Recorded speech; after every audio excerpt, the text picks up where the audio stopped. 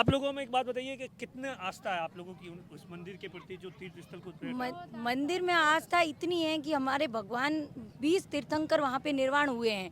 तो निर्वाण हुए हैं तो वहाँ पे हमें इतनी आस्था है कि हमारे लिए एक पावन भूमि है। हम वहाँ पे जाकर अपने लिए कुछ भी कर सकते हैं।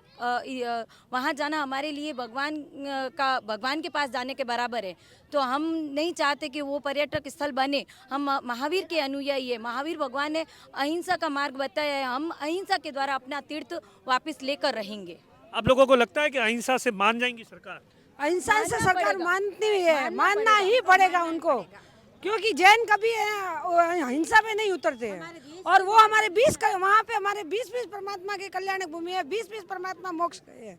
और उन्होंने हर परमात्मा ने 1-1 महीने का अनशन किया है और उनके साथ हजारों राजा 1-1 महीने का अनशन करके मोक्ष गए हैं। जो वो भूमि अनशन की है तो भूमि है वो पवित्र भूमि है। वहाँ पे ऐसा पर्यटन स्थल नहीं होना चाहिए। पर्यटन बनाने को तो बहुत जगह है। क्या हमारा तीर्थ ही उन्हें मिला है क्या पर्यटन बनाने के लिए?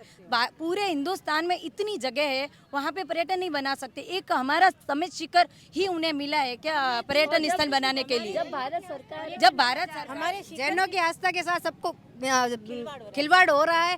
हम ये नहीं चाहते, हम यही चाहते हैं, जो हमारे महावीर का भी यही सिद्धांत है, जियो और जीने दो। और ये हमारा सारा काम शांति प्रिय हो रहा है, तो हम भी वही चाहते हैं कि हमारा काम सब अच्छे से अच्छा हो और जल्दी से जल्दी हो। हमारे शिखर जी को तो ये अहिंसक भूमि हिंसक भूमि बन जाएगी। वहाँ पर मांस मदिरा होगा, उसके कारण कई जीवों की हत्या भी होगी, क्योंकि हमारा जैन धर्म अहिंसा पर ही विश्वास करता है, हिंसा पर विश्वास नहीं करता है। पिछले साल मकर संक्रांति पे भी कई हिंसक व्रतियां वहाँ हुई थी।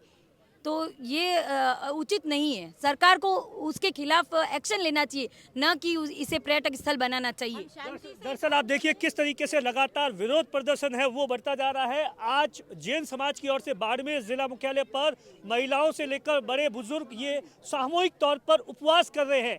अहिंसावादी तरीके से सरकार को जगाने की कोशिश कर रहे हैं कि किसी भी तरीके से जो झारखंड की सरकार है वो जाग जाए। जो सरकार ने नोटिफिकेशन जारी किया है उस नोटिफिकेशन को वापस ले, उसी के बाद में, अन्यथा आने वाले दिनों में जैन धर्म और जैन समाज के जो लोग हैं ये और ज्यादा प्रदर्शन। और इस क्षेत्र को, जो पवित्र क्षेत्र है, उसको तीर्थ क्षेत्र ही रहने देगी, पर्यटन क्षेत्र नहीं बनाएगी। अच्छा, महिला कल आपने इससे पहले मौन जुलूस निकाला था, आज किस तरीके से आप लोग कर रहे हैं? आज हमने सबने उपवास किया है। आज हम कोई भी अनशन करके बैठे हैं। आज के दिन छोटे बच्चे से लेकर बड़े 40 साल के, 50 साल के और 80 साल की औरतों ने आज एकदम उपवास किया है। कुछ भी खाना पीना कुछ नहीं, सिर्फ गर्म पानी, वो भी शाम तक पिएंगे। अच्छा, आप लोगों में कितना गुस्सा है? हम लोगों के अंदर गुस्सा तो है, पर हम जो जैन धर्म है हमेशा ये चाहता है कि हम लोग शांति से आगे बढ़े। तो पहले हमने मौन जुलूस निकाला है, अब हम अनशन के हमने आज उपवास किए, बच्चों ने, बड़ों ने। पर आगे भी अगर सरकार नहीं मानती है, पर हम हमारी ये इच्छा है कि जिस तरह हम शांति से ये सब कार्य कर रहे हैं तो सरकार ज़रूर हमारा कहना मानेगी। और हमें पूरा विश्वास है कि भारत की संस्कृति, हिंदू धर्म जो भारत संस्कृति है, वो हमारी संस्कृति ऐसी है जो धर्म को मानती है, धर्म में विश्वास रखती है।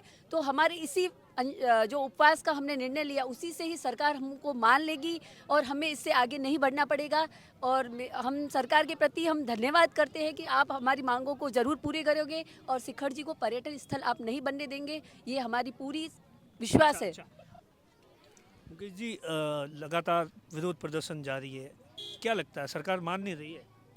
देखिए, सरकार अपनी धर्मिता पर है।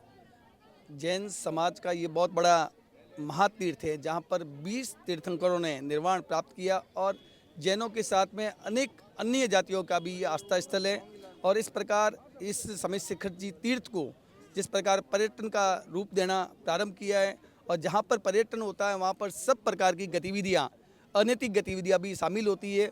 इससे न केवल जैन समाज के अनुयायियों को बल्कि अन्य लोगों को भी उनकी आस्था को ठेस पहुंची है। और पूरे भारत में जैनों के साथ में अन्य जातियां भी इसके समर्थन में हमारे साथ में हैं। और हम सरकार से ये मांग करते हैं कि अति शीघ्र जो पर्यटन घोषित करने का जो इन्होंने नोटिफिकेशन जारी किया है वो इन्हें निरस्त करे, अन्यथा हमें अहिंसा के साथ में उग्र प्रदर्शन करने के लिए भी मजबूर होना पड़ेगा। अच्छा, आज क्या कुछ उपवास किया जा रहा है, क्या कुछ किया जा रहा है? उपवास बच्चों ने भी किए हैं, युवाओं ने किए और महिलाओं ने भी किए हैं।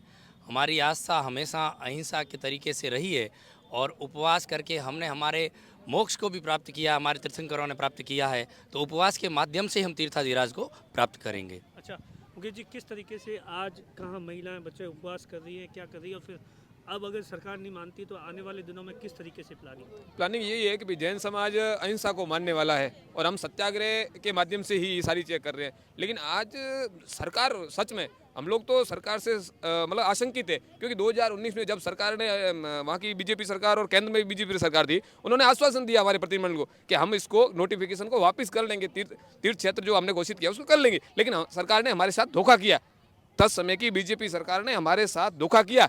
लेकिन 21 दिसंबर की जो घटना पूरा हिंदुस्तान सड़कों पे आया, उसके बाद वहाँ के मुख्यमंत्री माननीय हेमंत सोरेन साहब ने हमारे प्रतिनिधिमंडल के साथ जो वार्ता की, उन्होंने मौखिक आश्वासन दिया हमको, लेकिन उसकी सुनवाई 17 तारीख को है। हम ये चाहते हैं और हमको विश्वास है कि इस बार सरकार हमारा पक्ष रखेगी।